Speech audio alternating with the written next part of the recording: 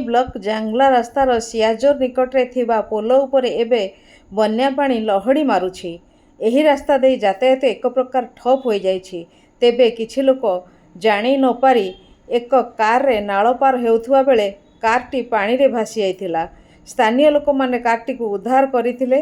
अन्य एक घटना रे राउरकेला भुवनेश्वर एम्स जाउथुवा एक एम्बुलेंस मध्य पानी रे फसी जाइथिला। एम्बुलेंस को टाणी बाहर करा जाइथिया बेले एहार यांत्रिक त्रुटि देखा देइथिला। परे अन्य एक एम्बुलेंस द्वारा गुरुतर रोगी को एम्स पठा जाइथिला। पानी धीरे धीरे बहुतुबारु सुरक्षा दृष्टिरू प्रशासन पक्षरु रस्सी बांधी रास्तार उभय पटु बंद कर दिया जाइछि।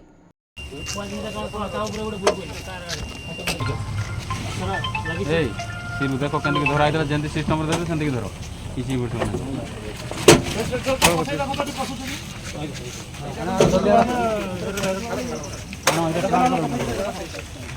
पसला सेटा पसला ना तो फुल माता